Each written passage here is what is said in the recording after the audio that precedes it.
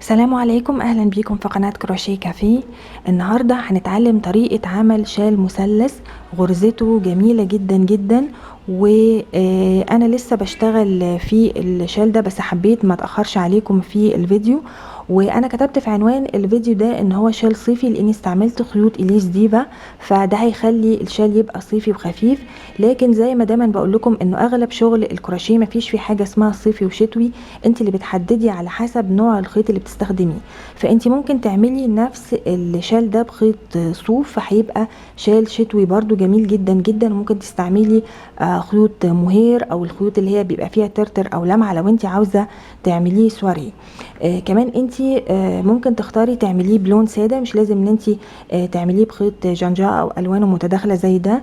ففي كل الاحوال الشال ده غرزته بجد جميله جدا جدا، وهتليق معاكي في اي نوع او شكل من الخيط. بالنسبه للخيوط اللي هشتغل بيها، فزي ما وضحت انا بشتغل بخيوط اليس ديفا، واخترت النوع اللي هو الجنجا او الالوان المتداخله زي ما احنا شايفين كده.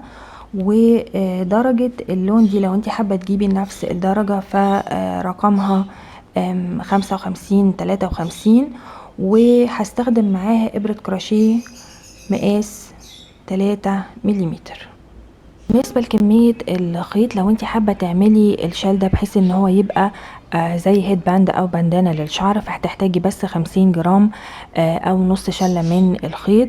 ولو انت حابه تعمليه سكارف صغير يتربط على الرقبه، فهتحتاجي شله واحده بس، يعني حوالي 100 جرام.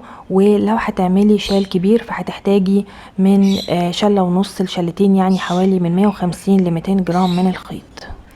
هنبدأ شغلنا أول حاجة بعقدة البداية، وهنعد 9 سلاسل: 1 2 3 4 5 6 7 8 9. وبعد كده ال9 سلاسل دول هنروح عند أول سلسلة بدأنا بيها، وهنشتغل فيها غرزة عمود بلفة. فهلف الخيط على الإبرة وهروح عند أول سلسلة وهشتغل فيها غرزة عمود بلفة.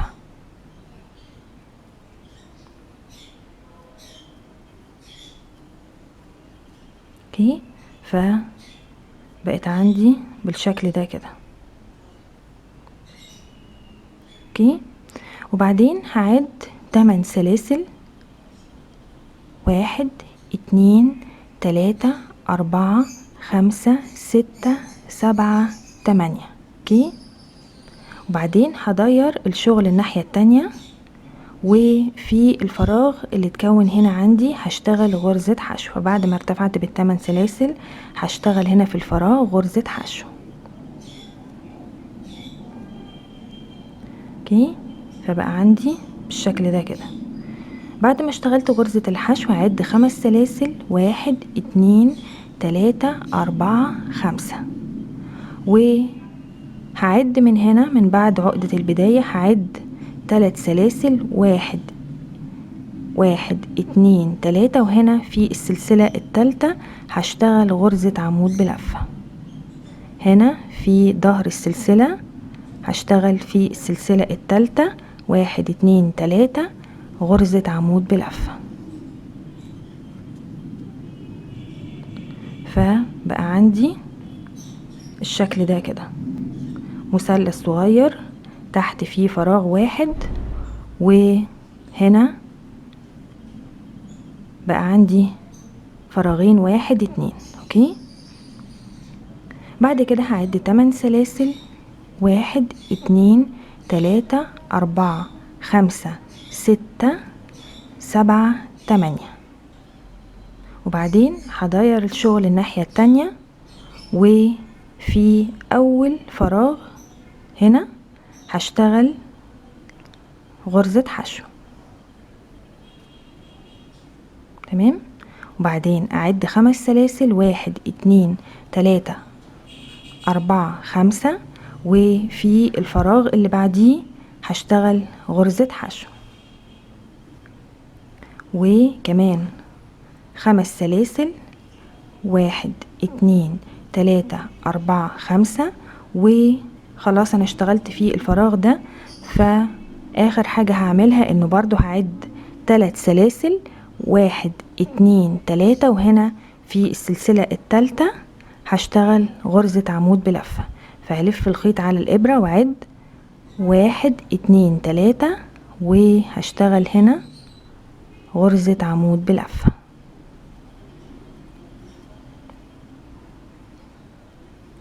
فبقى عندي الشغل بالشكل ده كده انا بدأت بفراغ 1، وبعدين هنا في 2، واخر حاجة بقى عندي 3 فراغات. بعدين 8 سلاسل، 1 2 3 4 5 6 7 8، وادير الشغل الناحية التانية. وفي اول فراغ هيقابلني هشتغل غرزة حشو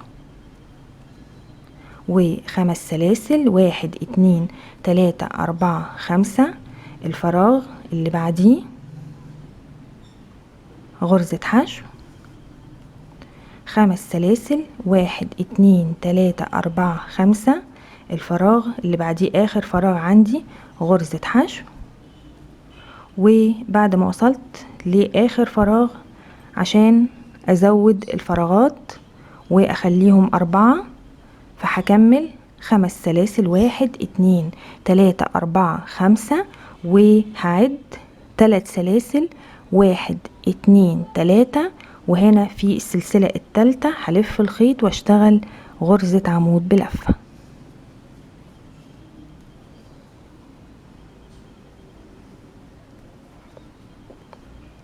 خلاص كده الدور خلص، وبقى عندي 4 فراغات زي ما احنا شايفين كده، 1، وبعدين الصف اللي بعديه 2، الصف اللي بعديه 3، 1 2 3، واخر صف عندي 4 فراغات.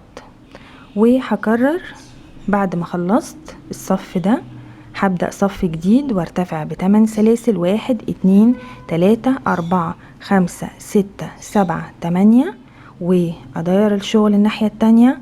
وفي اول فراغ هشتغل غرزة حشو، 5 سلاسل، 1 2 3 4 5. الفراغ اللي بعديه غرزة حشو، 5 سلاسل، 1 2 3 4 5. الفراغ اللي بعديه غرزة حشو، 5 سلاسل، 1 2 3 4 5. الفراغ اللي بعديه غرزة حشو. اوكي، لسه الدور مخلص، لسه عندي 4 فراغات بس.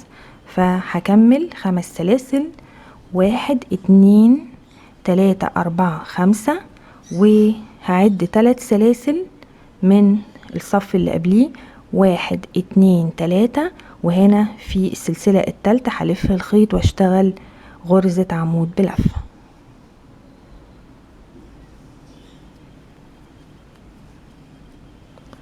فبقى عندي بالشكل ده كده.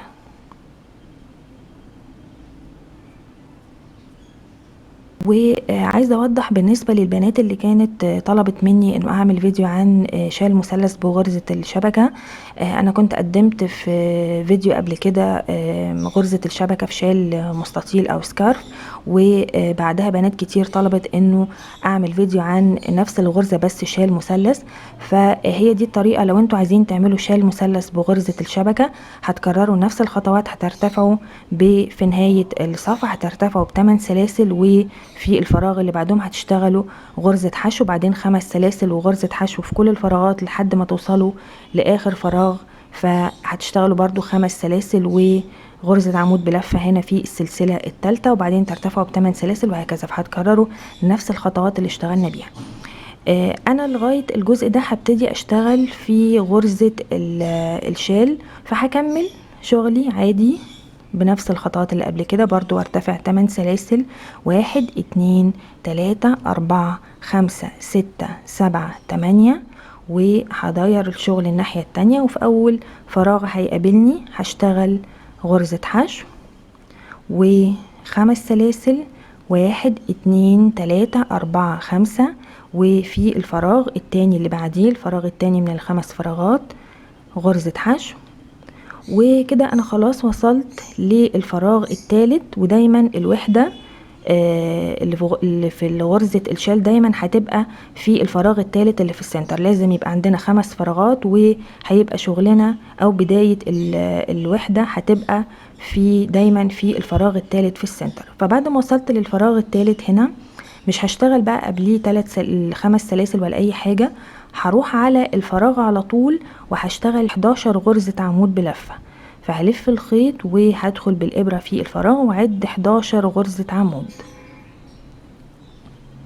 1 2 3 4 5 6 7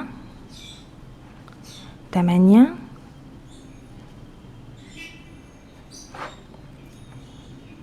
9 10 11. اوكي، انا كده اشتغلت في الفراغ الثالث 11 غرزة عمود.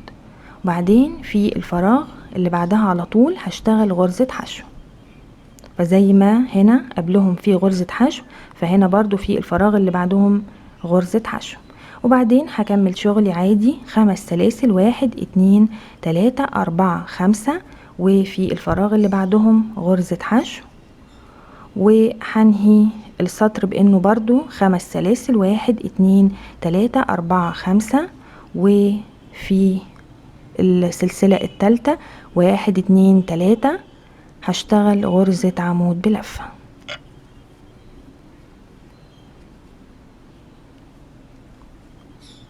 هبقى عندي الشغل بالشكل ده كده.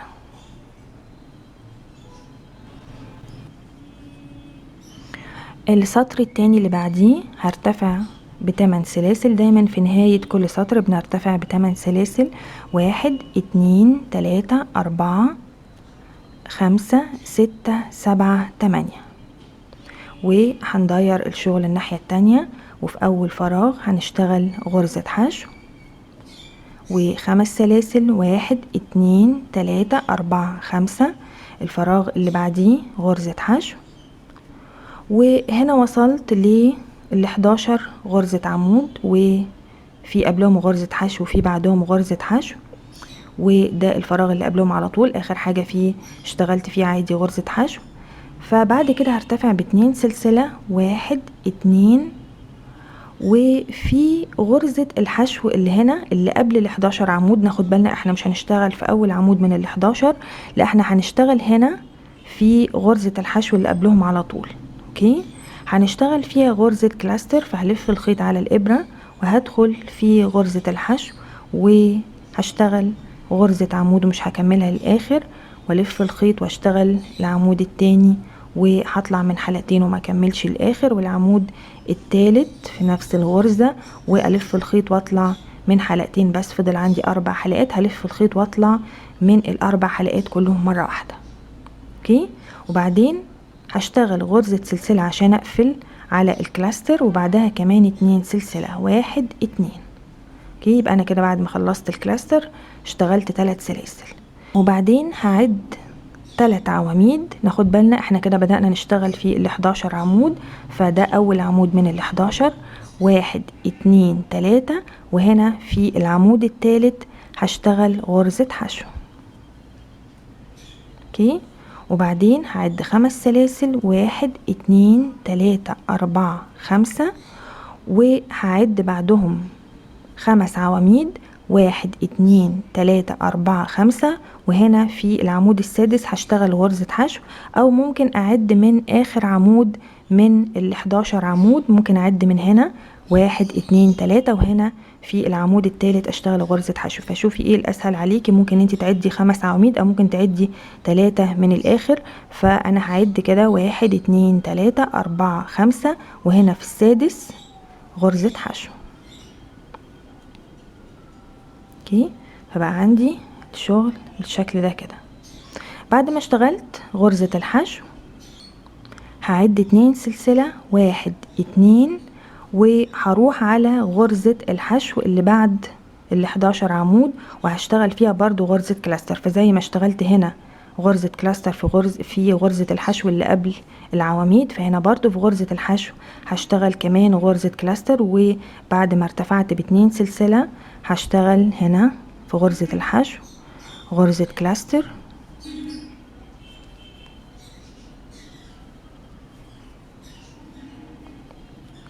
وهقفل عليها بسلسلة وكمان 2 سلسلة، 1 2. فكده بعد الكلاستر بقى عندي 3 سلاسل. بعد ما خلصت الجزء ده وبقى عندي شكله كده، فهكمل شغلي عادي. في الفراغ اللي بعد الكلاستر على طول هشتغل غرزة حشو و5 سلاسل، 1 2 3 4 5. الفراغ الاخير غرزة حشو، وهنهي السطر ب5 سلاسل، 1 2 3 4 5، وغرزة عمود بلفة في السلسلة الثالثة، 1 2 3. هنا في السلسلة الثالثة هلف الخيط وهشتغل غرزة عمود بلفة. اوكي، فالسطر خلص وبقى عندي بالشكل ده كده. هنبدأ دلوقتي السطر الثالث، وفي نهاية السطر 8 سلاسل، 1 2 3 4 5 6 7 8. وهنداير الشغل الناحية التانية، وفي أول فراغ غرزة حشو و5 سلاسل، 1 2 3 4 5. الفراغ اللي بعديه غرزة حشو و5 سلاسل، 1 2 3 4 5، وغرزة حشو. هنا في الكلاستر ناخد بالنا مش هنشتغل هنا غرزة الحشو ولا في الفراغ ده، لا احنا بنشتغل غرزة الحشو في غرزة الكلاستر نفسها.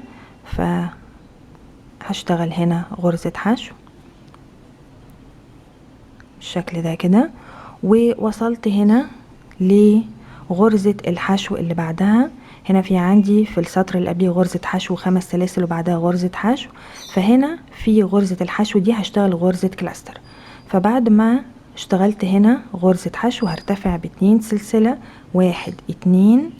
هلف الخيط واروح على غرزة الحشو واشتغل غرزة كلاستر،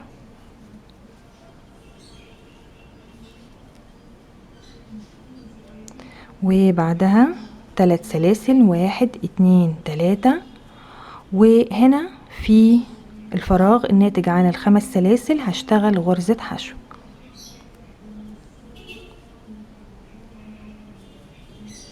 اوكي، بعد ما اشتغلت هنا غرزة حشو هرتفع ب2 سلسلة، 1 2. وزي ما اشتغلت هنا كلاستر في غرزة الحشو، ففي غرزة الحشو برضو اللي بعدها هنا هشتغل كمان غرزة كلاستر. بعد ما بخلص الكلاستر 3 سلاسل، 1 2 3. بعد ما خلصت ال3 سلاسل هروح على الكلاستر اللي بعدها وهشتغل فيها غرزة حشو. اوكي كده الشغل في الوحدة خلصت. وناخد بالنا من عدد غرز الكلاستر، بدأت تاخد شكل يعني زي نص دايرة كده تقريبا. هنا عندي ال2 كلاستر في السطر اللي قبليه والسطر اللي بعديه تشكل عندنا كمان 2 كلاستر، فبقى عندنا بالشكل ده كده. اوكي، وبعدين 5 سلاسل بعد ما اشتغلت غرزة الحشو هنا في اخر كلاستر، 5 سلاسل، 1 2 3 4 5. واروح على الفراغ اللي بعدها غرزة حشو، 5 سلاسل، 1 2 3 4 5. اخر فراغ عندي غرزة حشو، وهنهي السطر ب5 سلاسل، 1 2 3 4 5، وغرزة عمود بلفة هنا في السلسلة الثالثة من السطر اللي قبليه، 1 2 3. هشتغل هنا غرزة عمود بلفة.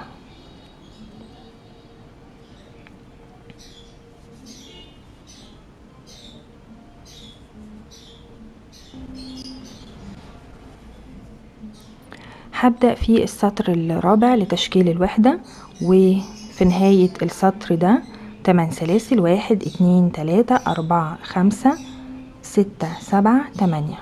وداير الشغل الناحية التانية، وأول فراغ عندي غرزة حشو، 5 سلاسل، 1 2 3 4 5، الفراغ اللي بعديه غرزة حشو، 5 سلاسل، 1 2 3 4 5، والفراغ اللي بعديه غرزة حشو،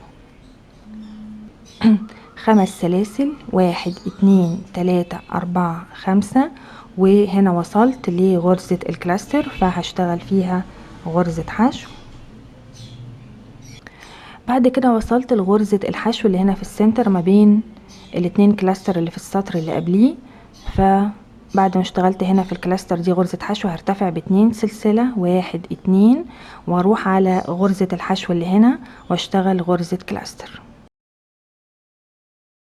و3 سلاسل، 1 2 3 اوكي. وبعدها هروح على غرزة الكلاستر اللي بعدها على طول وهشتغل فيها غرزة حشو.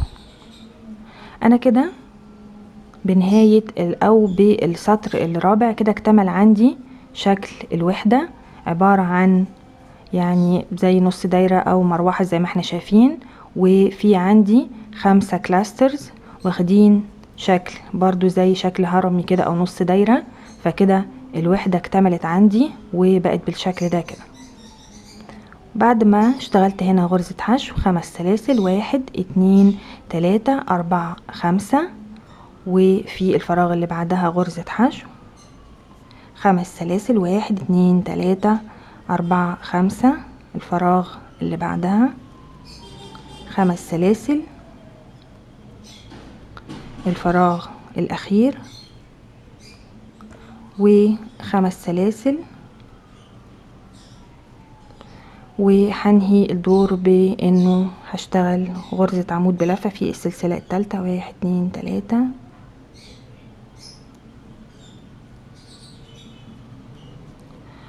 وكده اكتمل عندي السطر الرابع والاخير لتشكيل الوحدة.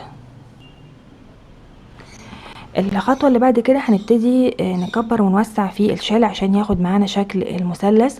واحنا بدأنا هنا في رأس المثلث بقى عندنا وحدة بس، شكلنا وحدة، الصف اللي بعديه هيبقى وحدتين، الصف اللي بعديه هيبقوا 3، الصف اللي بعديه هيبقوا 4، وهكذا. فكل وحدة زي ما وضحت بتحتاج ل5 فراغات. فالصف اللي بعديه انا هبتدي أأسس الفراغات اللي هبني عليها الوحدتين اللي بعد كده.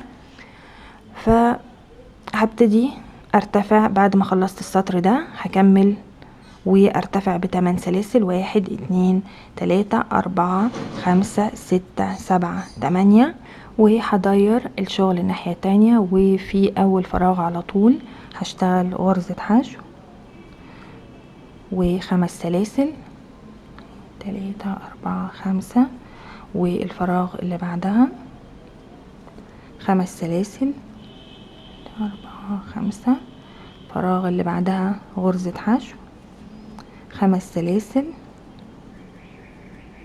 الفراغ اللي بعدها غرزة حشو و5 سلاسل.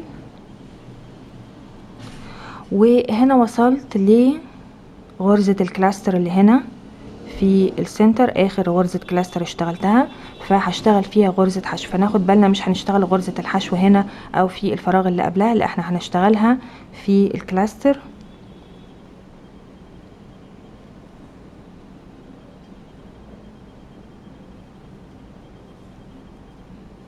اوكي.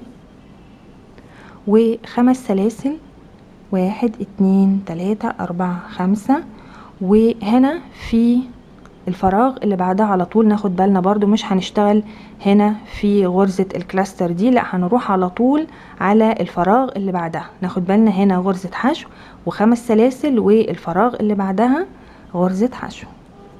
اوكي، 5 سلاسل، والفراغ اللي بعدها 5 سلاسل، الفراغ اللي بعدها 5 سلاسل،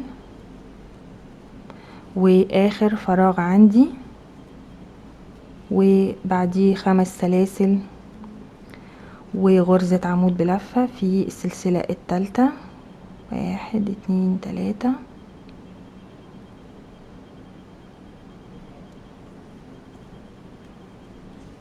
وكده السطر خلص عندي. اوكي، وهبتدي اعد الفراغات اللي عندي، مفروض انه عددهم يبقى 10 كده. 1 2 3 4 5 6 7 8 9 10. اوكي، فانا كده اقدر ان انا اشتغل هنا في اول 5 وحدات اشتغل، او اول 5 فراغات اشتغل وحدة، وهكرر هنا نفس الخطوات اللي كونت بيها الوحدة دي، وبرضو في ال5 فراغات اللي بعدهم زي ما هنشوف دلوقتي. فهنكمل بنفس الخطوات. بعد ما بنخلص السطر هنرتفع ب8 سلاسل، 1 2 3 4 5 6 7 8، وهداير الشغل الناحية التانية.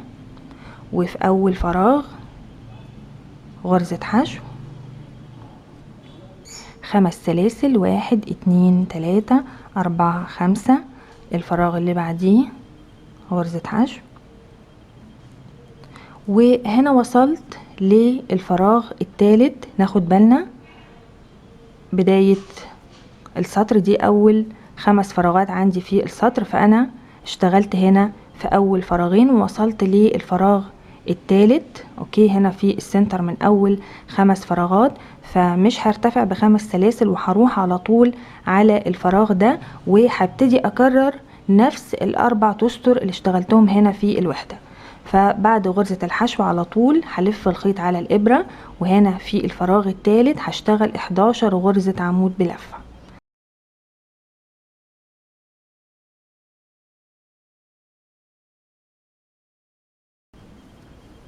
بعد ما خلصت ال11 غرزة عمود هروح على الفراغ الرابع اللي بعدها على طول، وهشتغل غرزة حشو و5 سلاسل، 1 2 3 4 5. الفراغ الخامس غرزة حشو. اوكي، يبقى انا كده اشتغلت في اول 5 فراغات. تمام. بعد كده عندي ال5 فراغات اللي بعدهم 1 2 3 4 5. ده معناه انه هشتغل هنا في الفراغ الثالث اللي في السنتر، فعشان اروح للفراغ هكمل شغلي عادي بنفس الخطوات. 5 سلاسل، 1 2 3 4 5. والفراغ اللي بعديه غرزة حشو، 5 سلاسل. الفراغ اللي بعديه غرزة حشو. هنا وصلت للفراغ الثالث. ناخد بالنا ده هنا عندي الفراغ الثالث من ال5 فراغات. انا هنا اشتغلت في الفراغين اللي قبليه، هنا في الفراغ الثالث من ال5. ولو انتي هتتلخبطي ممكن ان انتي تعلمي الفراغات من البداية. فانا بعد ما وصلت هنا للفراغ الثالث اللي في السنتر هنا من ال5 فراغات، فهلف الخيط واشتغل هنا في الفراغ 11 غرزة عمود.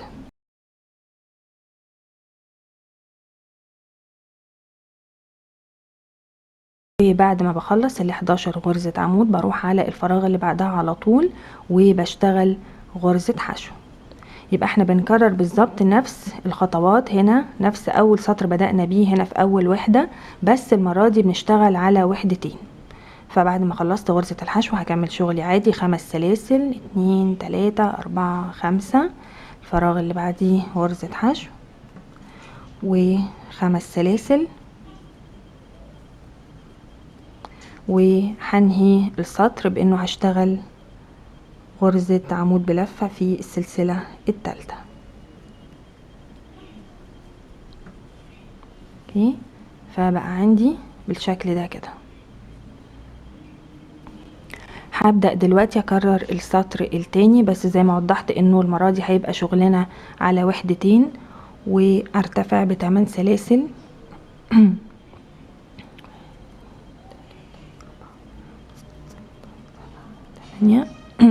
وادير الشغل الناحية التانية. هنا عندي في اول فراغ غرزة حشو، 5 سلاسل، 1 2 3 4 5. الفراغ اللي بعديه غرزة حشو،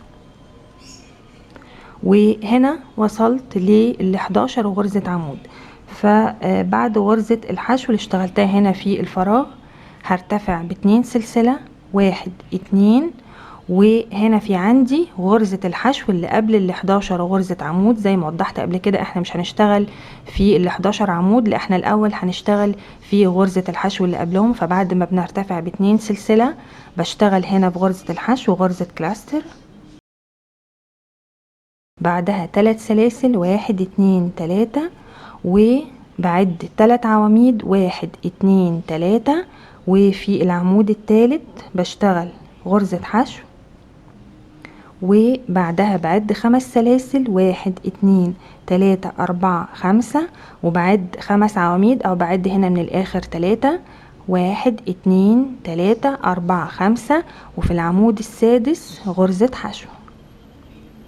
اوكي، بعد ما خلصت غرزة الحشو 2 سلسلة 1 2، وبروح على غرزة الحشو اللي هنا اللي بعد ال 11 غرزة عمود. زي ما اشتغلت هنا غرزة كلاستر قبل ال 11 عمود، فهنا برضو في غرزة الحشو اللي بعدها برتفع ب2 سلسلة وبشتغل هنا غرزة كلاستر، بعدها 3 سلاسل، وبقت عندي بالشكل ده كده. بعد ما بخلص ال3 سلاسل بروح على الفراغ اللي بعد الكلاستر على طول وبشتغل فيه غرزة حشو، واكمل شغلي عادي 5 سلاسل، والفراغ اللي بعدها غرزة حشو 5 سلاسل، الفراغ اللي بعدها غرزة حشو. وهنا وصلت لغرزة الحشو اللي قبل ال 11 غرزة عمود، فمش بشتغل 5 سلاسل، لا بشتغل 2 سلسلة بس 1 2، وبروح على غرزة الحشو واشتغل فيها غرزة كلاستر،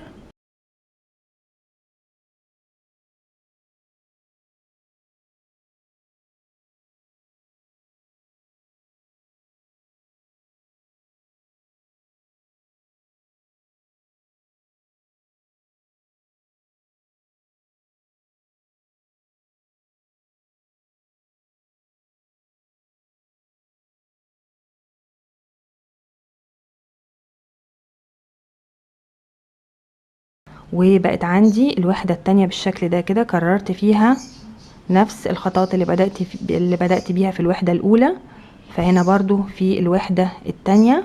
وكده احنا لسه في السطر التاني من الوحدات.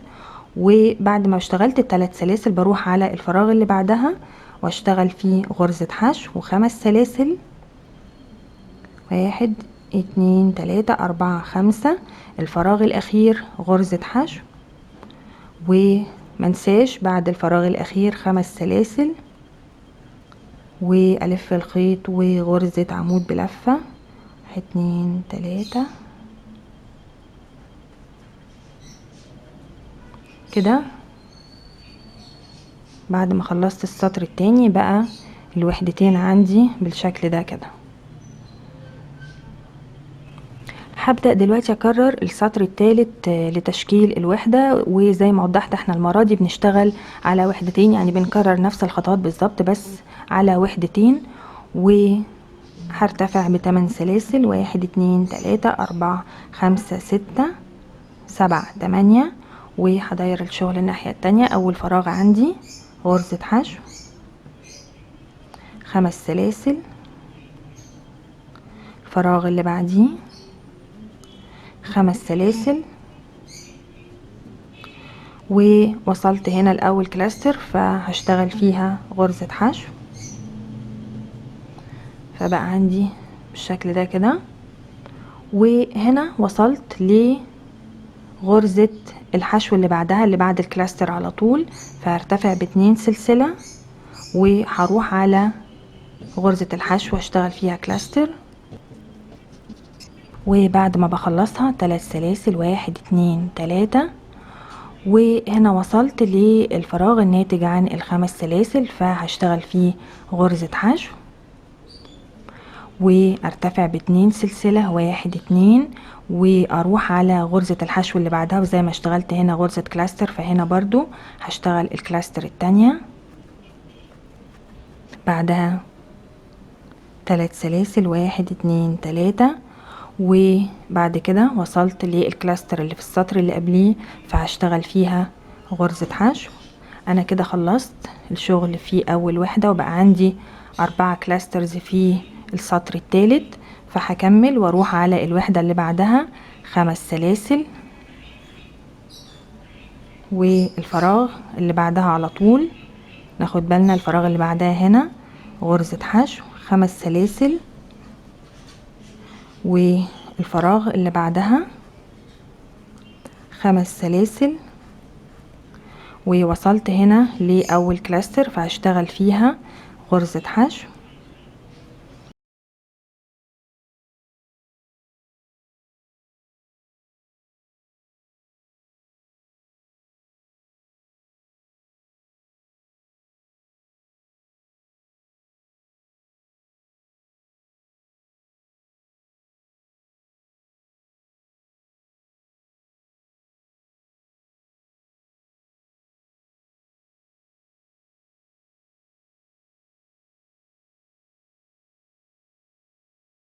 وكده انا كررت نفس الخطوات في الوحدة التانية، وبقى عندي 4 كلاستر. فاضل بس السطر الرابع عشان تكتمل الوحدة، فبخلص السطر ده واشتغل 5 سلاسل، والفراغ اللي بعدها غرزة حشو 5 سلاسل، فراغ اللي بعدها، وبنهي السطر ب5 سلاسل وغرزة عمود بلفة في السلسلة الثالثة.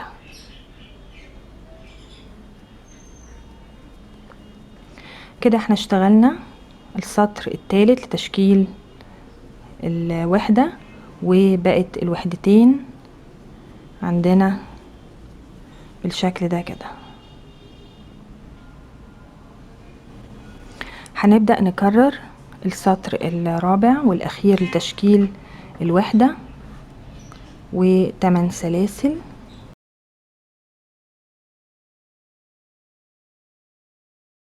وهندير الشغل الناحية التانية. أول فراغ عندي غرزة حشو، فراغ 5 سلاسل، 1 2 3 4 5. الفراغ اللي بعديه غرزة حشو 5 سلاسل، والفراغ اللي بعديه غرزة حشو و5 سلاسل وغرزة حشو هنا في الكلاستر. بعد ما بشتغل غرزة الحشو في الكلاستر هنا بعدها غرزة الحشو اللي اشتغلتها في السطر اللي قبليه، فهرتفع قبلها ب2 سلسلة، وهشتغل هنا غرزة كلاستر عشان اكمل مجموعة ال5 كلاسترز اللي في الوحدة. فهنا في الغرزة دي بعدها 3 سلاسل، 1 2 3، واروح على الكلاستر اللي بعدها اشتغل فيها غرزة حشو. اوكي، وكده انا الوحدة تعتبر اكتملت عندي. فهكمل 5 سلاسل، الفراغ اللي بعدها على طول غرزة حشو 5 سلاسل، الفراغ اللي بعدها غرزة حشو و5 سلاسل، هنا الفراغ اللي بعدها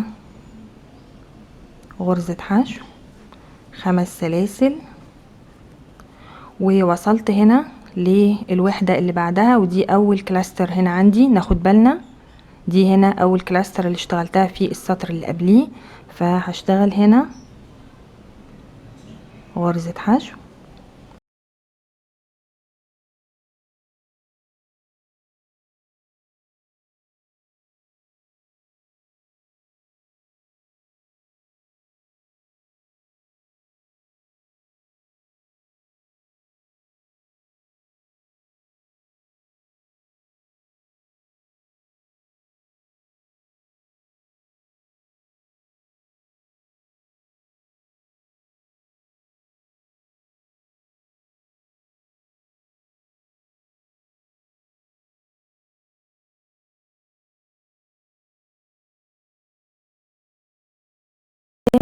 شايفين كده بعد ما خلصنا الوحدتين المثلث ابتدى ان هو يكبر معانا وينزل على واسع، والخطوة اللي بعد كده هبتدي أسس للثلاث وحدات اللي بعدهم. زي ما وضحت احنا بنبدأ بوحدة وبعدين بيبقوا 2 وبعدين 3 و4 وهكذا. فأنا هبتدي أسس للثلاث وحدات اللي بعدها. هرتفع ب8 سلاسل، 1 2 3 4 5 6 7 8، وهدير الشغل الناحية التانية. أول فراغ عندي غرزة حشو، 5 سلاسل، 1 2 3 4 5.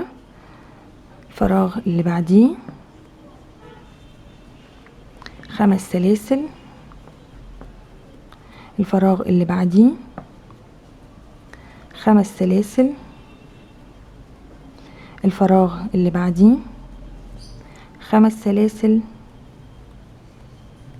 وهنا وصلت للكلاستر اللي هي في التوب هنا من الخمسة كلاسترز اللي اسستهم قبل كده.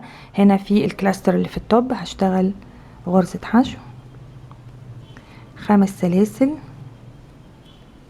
وهروح على الفراغ اللي بعدها. ناخد بالنا مش هنشتغل هنا، لا احنا هنروح على الفراغ اللي بعدها على طول هنشتغل فيه غرزة حشو، وهنكمل 5 سلاسل، والفراغ اللي بعدها 5 سلاسل، والفراغ اللي بعديه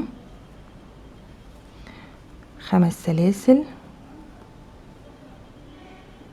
اوكي، وغرزة حشو في الفراغ اللي بعديه 5 سلاسل،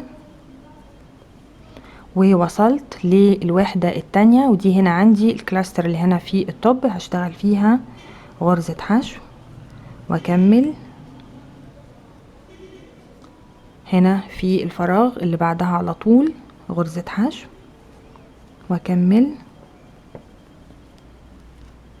الفراغ اللي بعدها و5 سلاسل،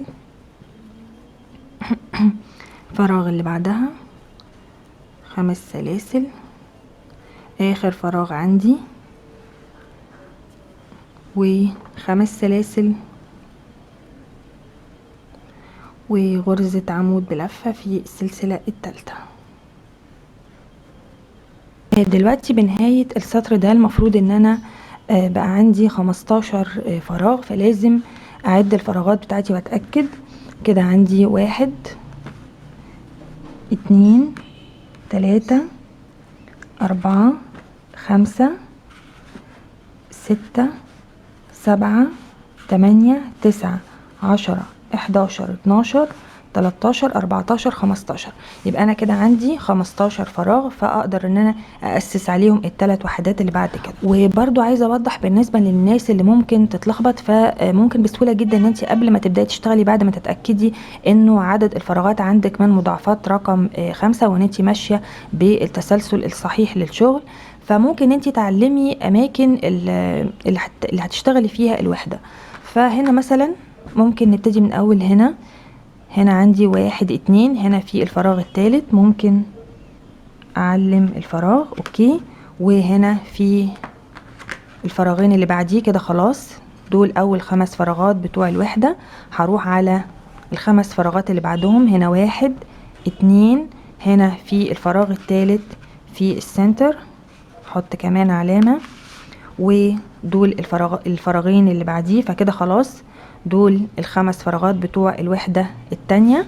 بعد كده ال5 فراغات اللي بعدهم 1 2، هنا الفراغ الثالث هنا في السنتر، ودول الفراغين اللي بعدها. فانا كده قسمت الاماكن اللي هشتغل فيهم ال11 عمود. زي ما وضحت الفكرة كلها انه بنفضل نكرر ال4 تستر لتشكيل الوحدة، بس في كل مرة عدد الوحدات بيزيد. وانت لو اتمرنتي كويس على ال4 تستر لتشكيل الوحدة هتلاقي ان هم سهلين جدا، وبعد كده هتكملي بقية الشال لوحدك من غير ما تحتاجي تراجعي الفيديو. بالنسبة للشال بتاعي هنا انا لسه بشتغل فيه، ووصلت لاخر حاجة عندي 1 2 3 4 5 6 7. وصلت هنا لاخر حاجة عندي لسه 7 وحدات، ولسه هكمل لغاية ما يبقى شال اكبر. بس حابة اوريكم طريقة تزيين الاطراف. فبعد ما بنخلص شغلنا في الشال، هنا في عندنا اخر حاجة اشتغلتها 5 سلاسل وبعدها غرزة عمود في السلسلة الثالثة نهاية السطر العادية. فهنا في نفس الفراغ بزود عليهم كمان غرزة عمود بلفة.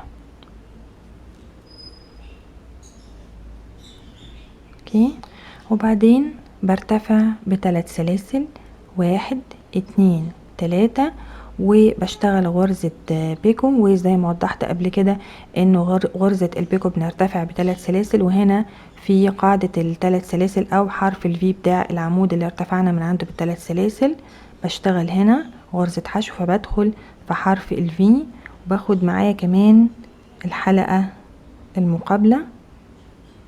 اوكي، وبشتغل غرزة حشو. اوكي، وبعدين في نفس الفراغ بشتغل كمان غرزتين عمود بلفة كده، 1 2.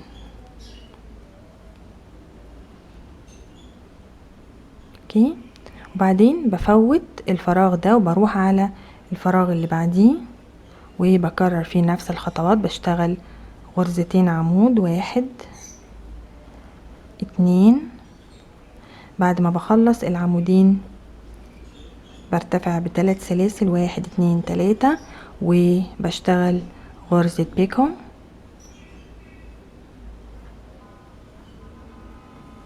وبعدين كمان 2 عمود في نفس الفراغ، 1 2. اوكي، وبكرر بفوت الفراغ ده وفي الفراغ اللي بعديه. عاوزة بس اوضح لكم خطوة بسيطة هنا. لما بنوصل لزاوية رأس المثلث المفروض ان احنا بنشتغل في الفراغ اللي قبلها وكمان في الفراغ اللي بعدها 2 عمود وغرزة بيكو 2 عمود، وفي الفراغ بتاع الزاوية نفسها هنشتغل 3 عواميد غرزة بيكو 3 عواميد بدل 2. فانا هنا عادي ماشية بنفس التسلسل، هفوت الفراغ ده ووصلت هنا للزاوية، ففي الفراغ اللي قبلها هشتغل 2 عمود.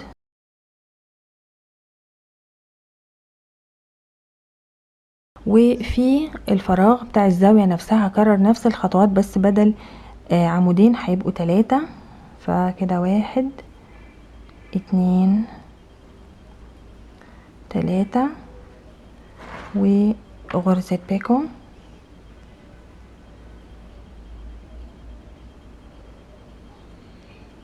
وفي نفس الفراغ 3 عواميد، 1